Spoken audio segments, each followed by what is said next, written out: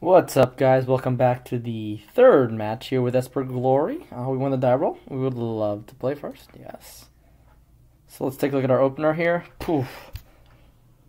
This is just not the kind of opener you want to see. However, it could be good, so we're going to keep it. Thing is, if it's like a burn deck, then at least we have this Glory Bound Initiate that we could try to ride a win off of. And if it's not, then we're not too worried about taking too much damage here, you know.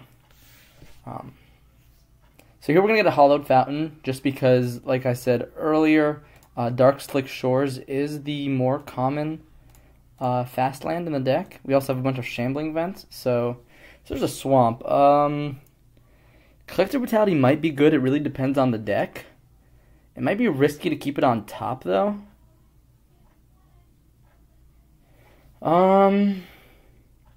Next turn we could go Serum Vision's Thoughtseize and then keep this Collective Brutality.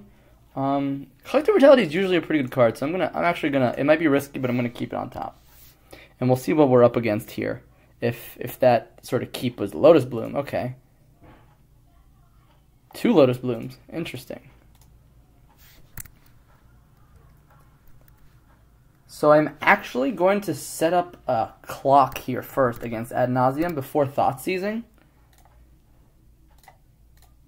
And then next turn I can go Thoughtseize Serum Vision.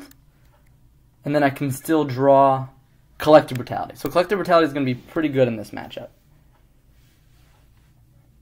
And so as we're going to try to rip apart their hand and apply pressure.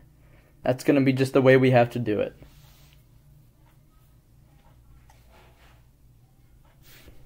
Alright, our opponent's sitting land drops.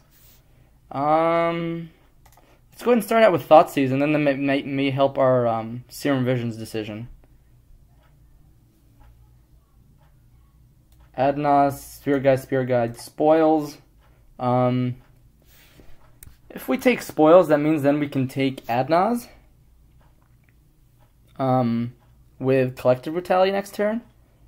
So I think that's okay. So let's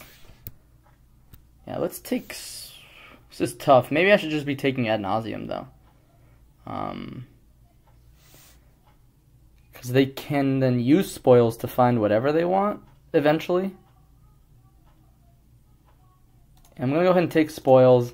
These still have one more turn to go before I'll bottom the Snapcaster because we already have 2, and then I'll put the land on top, and then I'll go ahead and attack. And this will let me take. I could even go Snap Thoughtseize next turn. It really depends though, but we're gonna try to break apart. Alright, so our opponent doesn't have any more lands. Let's just make sure.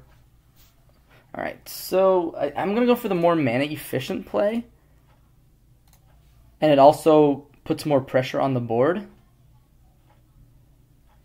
Because we want to make sure we can get Ad Nauseam out of their hand. It's not like they can't combo, but if we keep ripping apart their hand, then eventually they'll just have a bunch of dead cards, hopefully. Trying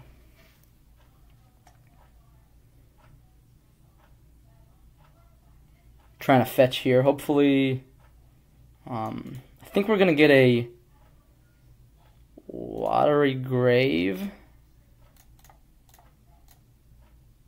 We'll play. Go ahead and Thoughtseize our opponent here. 2 Ad Nauseam. Alright, so if they draw. Alright, we can't attack with Snapcaster yet. If they draw Angel's Grace, we're dead. And that's what's so scary about Ad Nauseam. So they're going to have 2 Lotus Blooms here. I'm just going to go ahead and F6. Let them do their worst. Them drawing Ad Nauseam was pretty good.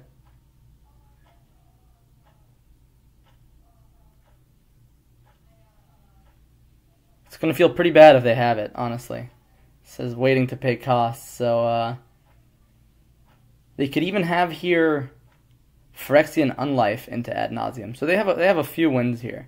But hopefully it's just some sort of cantrip. Okay. Alright. Use the Summoning Spirit Guide. play Pentad Prism. Interesting. So we know they're sitting on Spirit Guide Adnaz, which is good for us. That means we can collect a Brutality next turn and try to get our opponent dead here. Because if they play Simian Spirit Guide, we can actually overload the Collector Brutality. Alright, so they don't play it. Which means we can just go ahead and Brutality, and maybe even discard Souls here. Let's see what's the most damage. It's going to be 2. We could deal 5 here.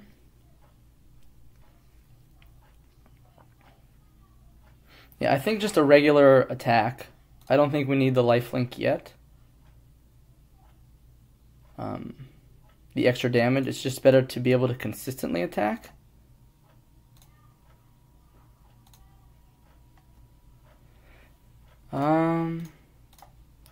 Yeah, escalate with 2 modes, reveal hand, target opponent loses 2 life, target opponent. We'll discard Lingering Souls. And we'll keep ripping apart their hand here.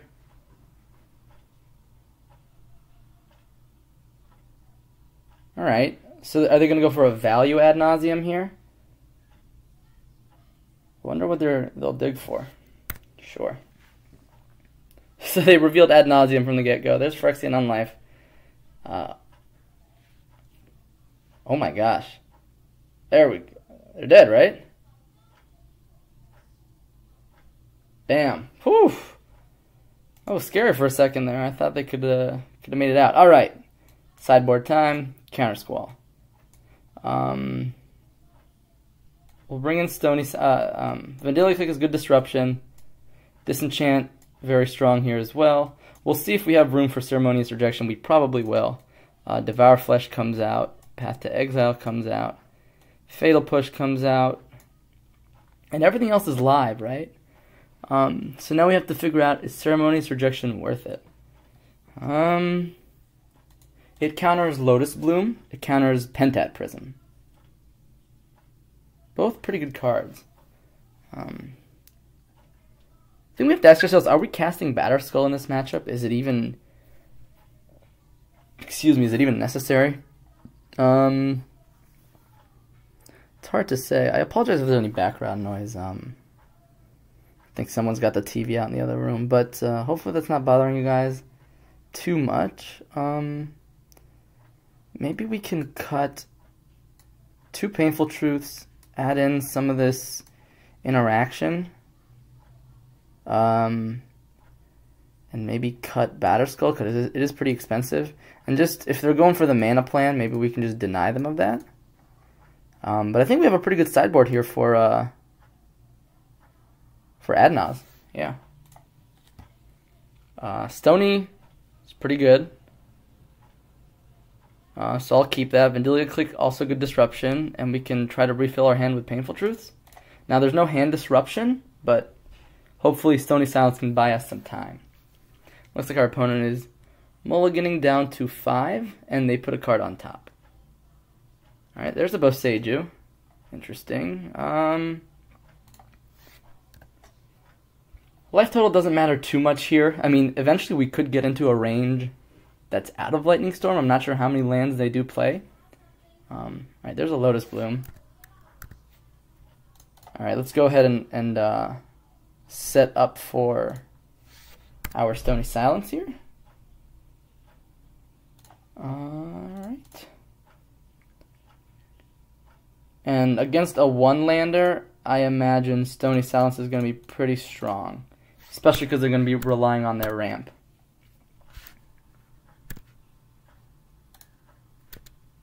Yep, and this might be a freebie here. I'm going to go ahead and click them on their draw step. Just in case, I'm not sure what, maybe it's not the right time to click. Maybe we should be casting Painful Truths here, but I just want to get pressure on the board and start attacking them. Because the more time you give them to craft the perfect hand, it's just not a good idea. So here we'll go ahead and cast Vendilion Click.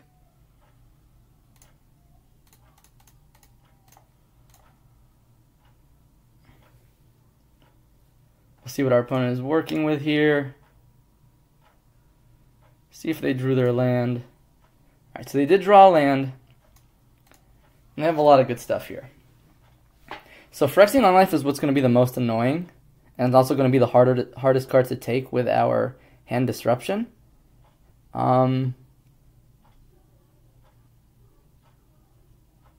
So I think we just take Unlife here, right? Let's go ahead and get a snip of this.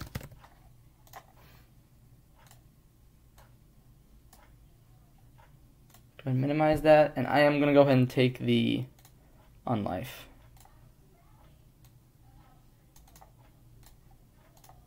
And hit OK. Alright, they're going to go ahead and scry so they don't have Temple of Enlightenment anymore.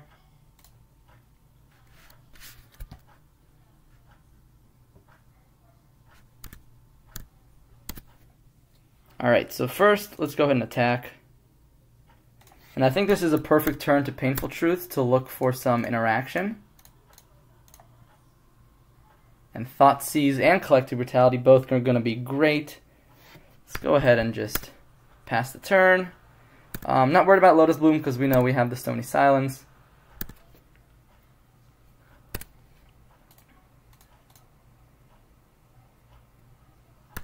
Sleight of hand, sure. And this is going to be the turn where we just start ripping apart their hand. Maybe even overload Collective Brutality with Lingering Souls. Alright, so they have an Unlife. And yeah, they can't activate Lotus Bloom, so that gives them more life. It means we need to start applying pressure. So step one, go ahead and cast that with 2 modes. We'll discard Lingering Souls and see what our opponent is working with here. And that will let us know, do we need to... Oh man. I mean, that's a pretty good hand, right? I think we take Adnaz here. And then we Thoughtseize away Spoils. And then we Serum Visions. So we'll start there.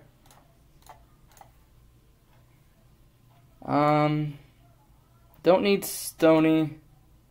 Glorybound Initiate is just okay, I would say.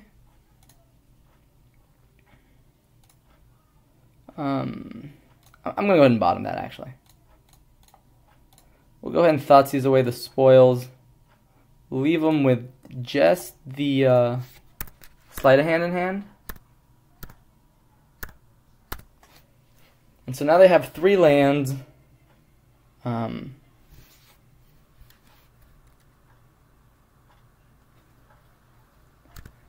Yep. And next turn what we can do is snap Thoughtseize plus a Glorybound Initiate because Mana Leak is going to be pretty dead against Boseiju. So let's start there. And that will let us know if we even want to keep up Mana Leak for any reason. And that should increase our clock pretty well.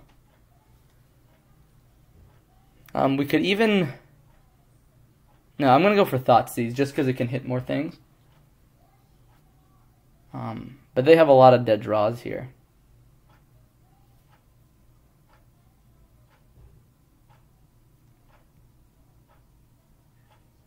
I gotta say, this is a pretty solid ad nauseam game here. I mean, we're getting everything that we need.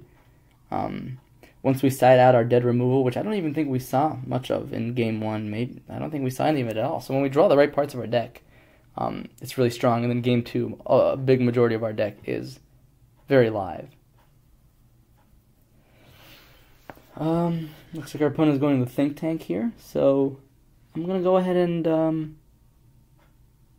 pause until our opponent gets back. I'll see you guys soon. Alright, looks like we're back. We get to cast Thoughtseize, targeting our opponent. Angel's Grace, Pentat Prism. We'll just take the Angel's Grace. Not that it changes much. They have an Unlife in play, but it...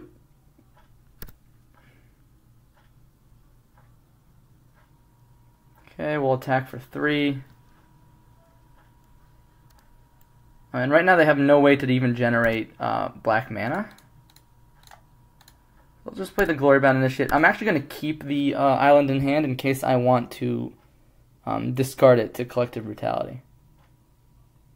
So next turn we'll be able to get our opponent down below 0, and they just concede because it's going to be very hard for them to win from this position. So this is a pretty tight lock on the game here. Alright, so thanks for watching, and stay tuned for the 4th round. See you soon.